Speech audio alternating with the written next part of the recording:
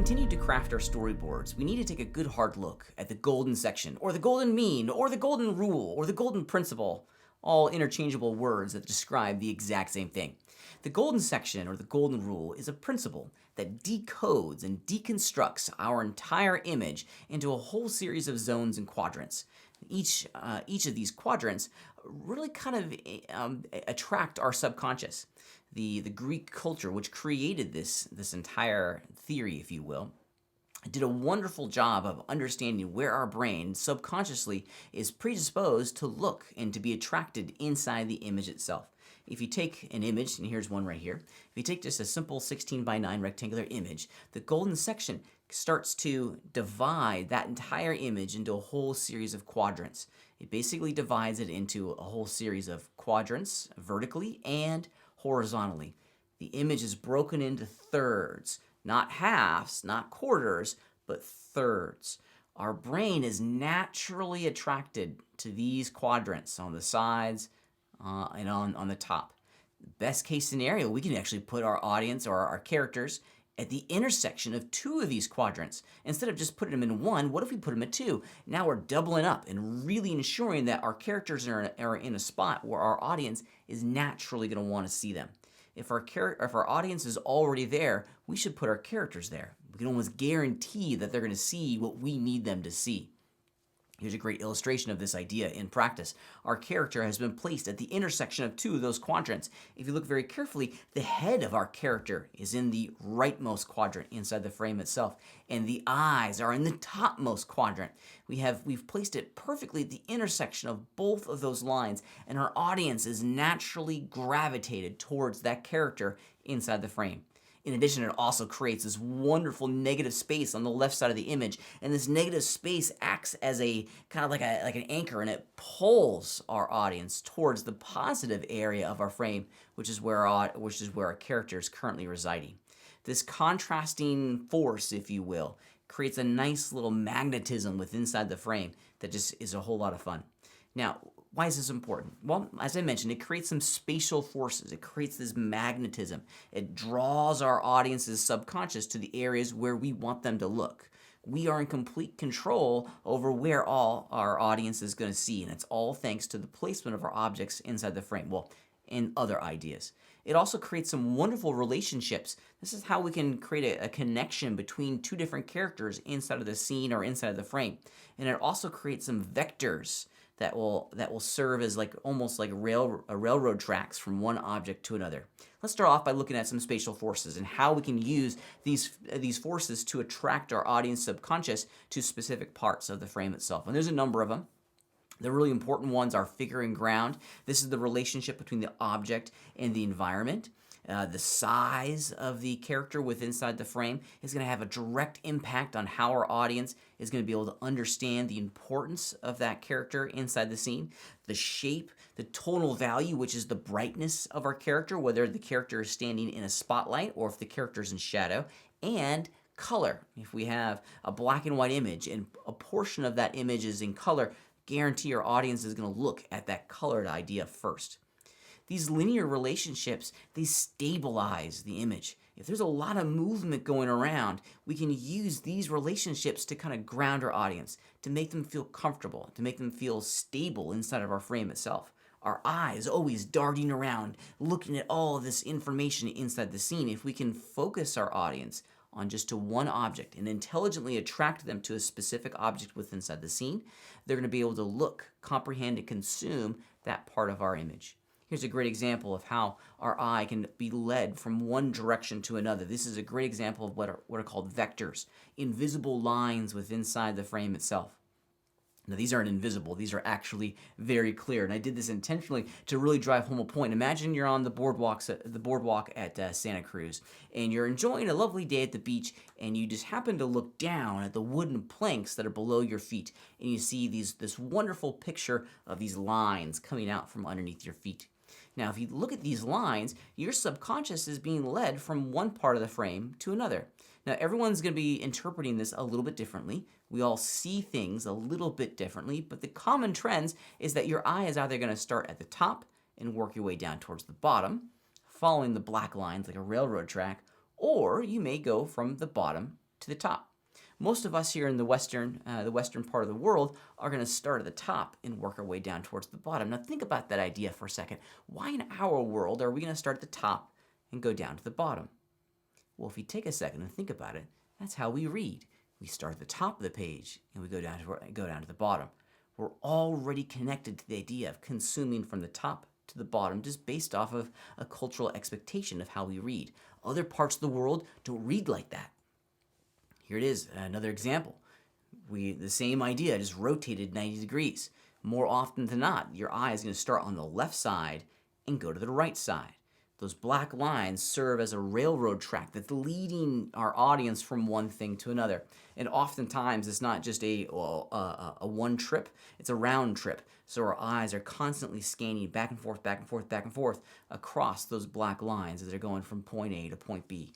These are those spatial relationships, those linear relationships and those vectors in play inside of an image. If we add in another layer of complexity into the mix here, now we have the exact same example. The boardwalk beneath our feet is at an angle, and we're starting to go from point A to point B. These black lines are telling me quite wonderfully where my audience is likely going to end up or start. They're going to start up here at the top where the lines converge, and they're probably going to start at the bottom. There's a lot of space down here, so we're probably going to start at the bottom and work our way up towards the top.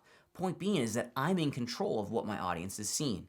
By creating these relationships with inside the frame, I'm in absolute control as to what my audience is consuming with inside the frame.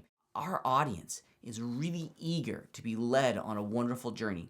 If you look at some of the classical pieces of artwork, the artisans of hundreds of years ago did a masterful job of doing this exact same thing.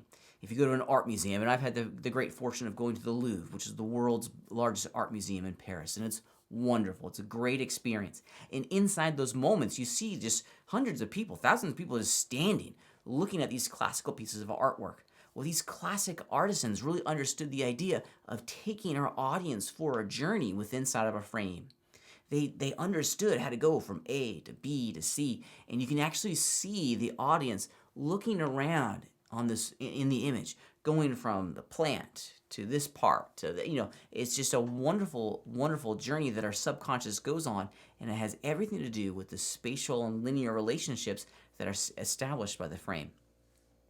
Ultimately, this is going to create a good sense of depth, and we want to be able to create this three-dimensional universe within inside of the image. The art of animation is an illusion. We're trying to create this illusion of time and space and movement and energy and depth. The golden section helps enforce these ideas of depth. It creates this sense of a three-dimensional space. Here's a really great example of this idea in practice. This is a cool picture of a staircase, and there's some really great ideas that are in play on here. First and foremost, when you look at the construction of this image, your eye is naturally taken to the top of the staircase. Now let's understand why we always look at the top of the staircase. There's wonderful detail surrounding this top of the staircase. There's these cool windows. Did you guys see all this rubble and this really cool detail down at the bottom of the staircase?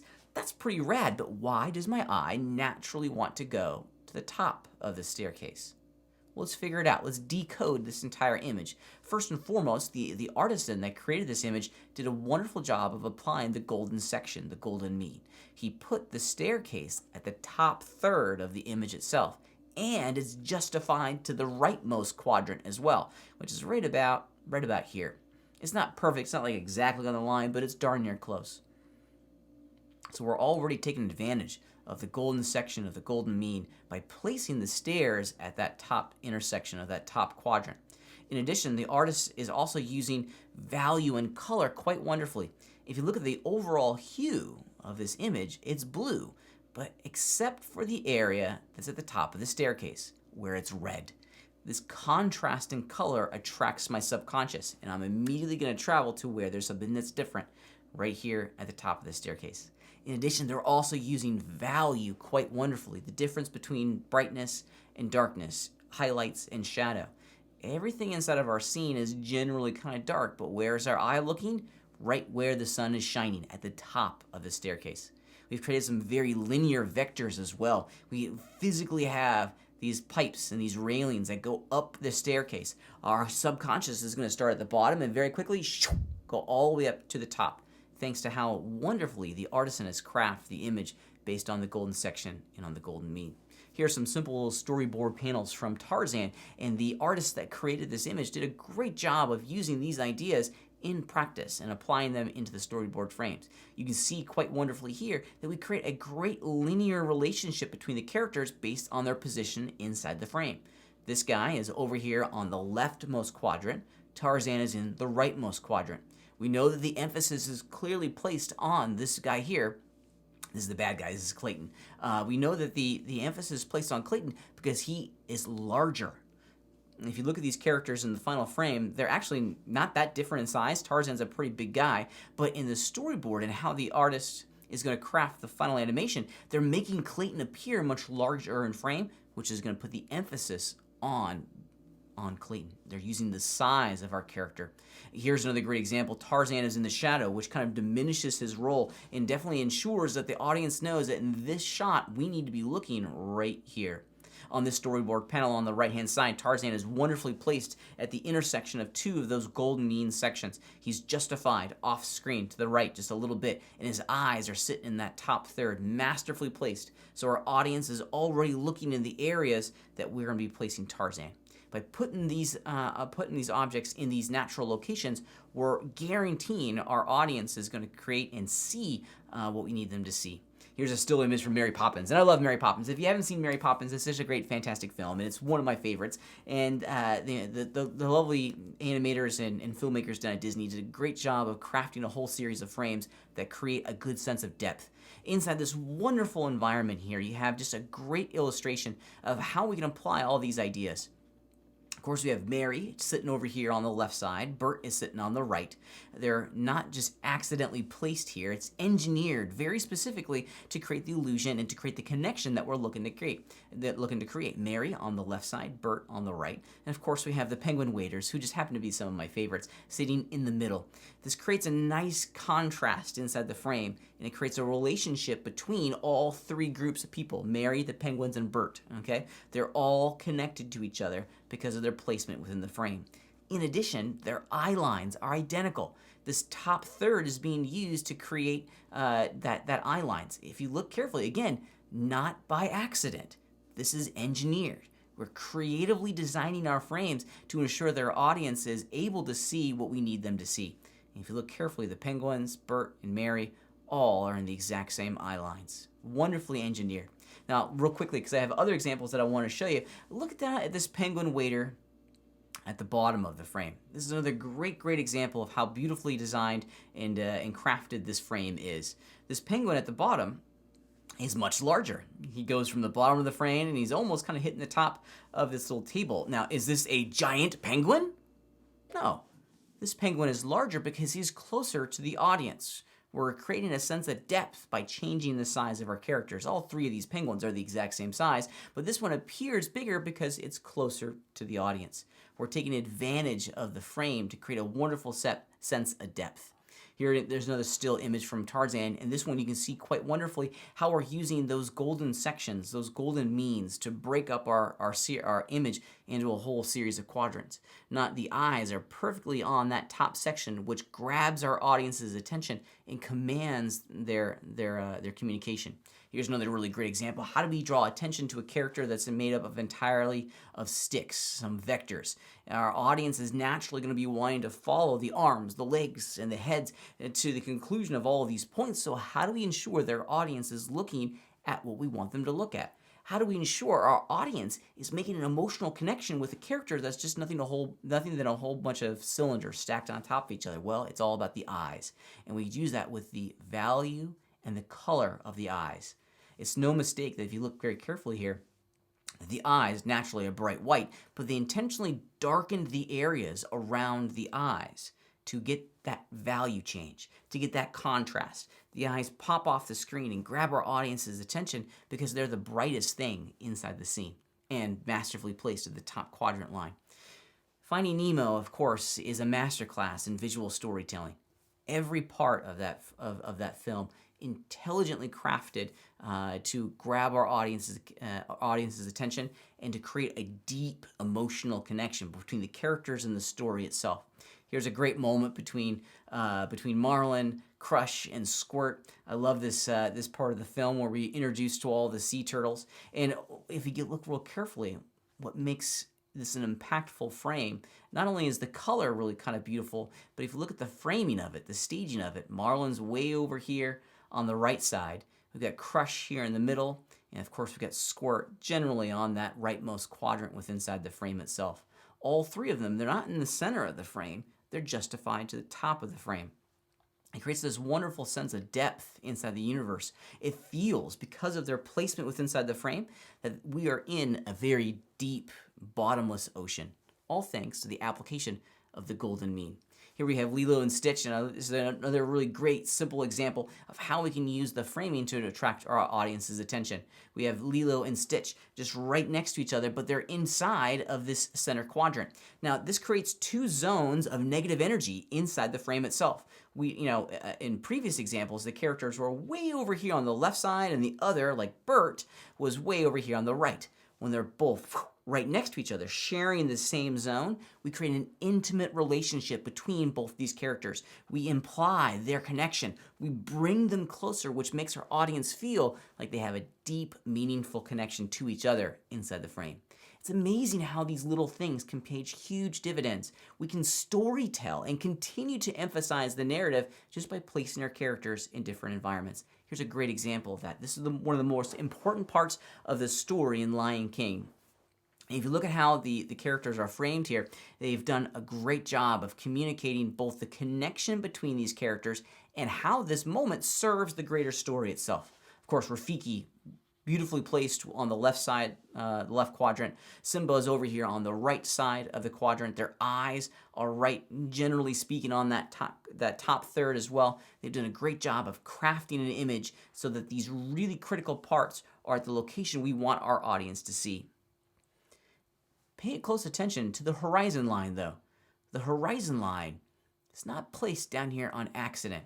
It's at that bottom third. Why? Why isn't it at the top third or in the center? When we place the horizon line at the bottom third, we emphasize the verticality of the frame itself. The sky now has a much larger section within inside the frame that we can use. That describes the universe a little bit more directly. It makes the background a player. Now, if we were to flip the location of the horizon line in the frame and put it at that top third, now we're emphasizing the ground. We've minimized the sky. It's no longer having an important part of our visual storytelling. By placing the horizon line at the bottom, at the top, the bottom part of our frame then becomes the emphasis. It's beautifully placed in this one frame here because in this moment, the sky is going to become a major story part, right? This is where Simba's father comes from the clouds and communicates to Simba from up high in the heavens themselves. So it serves as a foreshadowing event to what's about to happen in the sky itself, all thanks to the golden mean. By placing these objects in certain locations, we can start to foreshadow and communicate future story ideas subtly and visually within inside the frame itself.